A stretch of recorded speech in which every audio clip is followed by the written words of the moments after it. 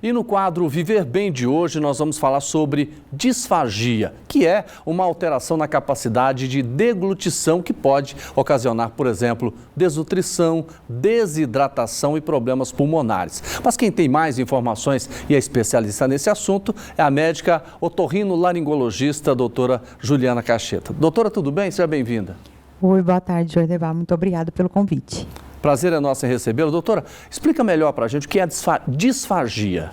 Quando a gente fala do sintoma de disfagia, a gente fala de toda e qualquer dificuldade para engolir. E essa disfagia pode ser para sólidos, para pastosos, pode ser para líquidos, mas toda dificuldade de engolir, associada ou não à dor, é chamada de disfagia. Isso acontece em qual idade? Tem algum motivo mais específico para isso acontecer? Tem sim, então a disfagia é muito mais comum em pessoas acima dos 50 anos, principalmente naquele grupo de pessoas que têm alguma doença neurológica, então pessoas que têm um antecedente de ter tido um derrame ou que têm outras doenças como Parkinson e Alzheimer, têm um risco maior de ter disfagia. Na faixa etária pediátrica, isso se associa muito também a doenças neurológicas, como por exemplo, síndromes genéticas, paralisia cerebral, que também podem ter um alto índice de disfagia nesse grupo de pessoas. Doutor, eu vi um caso de uma pessoa que teve AVC que ela não tomava água naquele início, tinha que colocar um negócio chamado espessante, que engrossava um pouco a água, né? Por que a água simples, aquela água tradicional não é bem-vinda, ele não consegue, e o pastoso ele consegue? Então, quando a gente fala de uma disfagia de causa anatômica, quase sempre a dificuldade é para sólidos. Então, por exemplo, se a gente tem um tumor, a gente vai ver que o paciente tem mais facilidade para engolir líquido e pastoso. Mas na disfagia de causa neurogênica, o maior problema é a incoordenação em propelir o bolo alimentar da boca até o estômago. E esse defeito quase sempre cursa com aspiração, que é a entrada do alimento na via aérea. E se a gente pensar, dentre todas as consistências, aquela que entra com mais facilidade, que espalha, né, mais fluido, é o líquido. E é por isso que quase sempre o paciente que tem uma disfagia de causa neurológica, ele tem que ir para o alimento espessado, para o pastoso, consistência pudim, e evitar o líquido puro, principalmente no início. E se a pessoa insistir?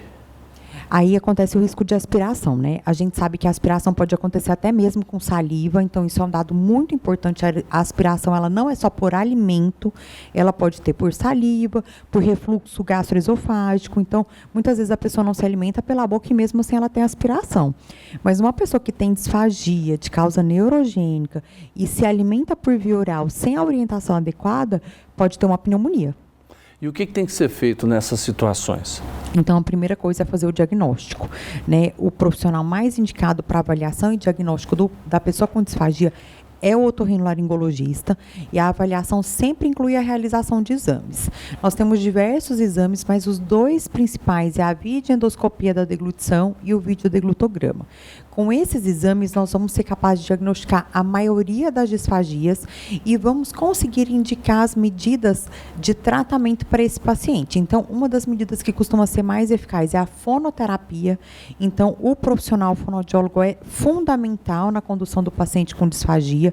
Podem ser implementadas essas medidas alimentares, como o uso de espessantes, mas alguns pacientes têm uma disfagia muito grave e, pelo menos às vezes temporariamente, não vão conseguir se alimentar por via oral e vão precisar de uma via alternativa, que é o uso de sonda ou o uso da gastrostomia. Doutora, a disfagia tem cura? A disfagia tem cura, mas não em todos os casos, então ela vai depender da causa.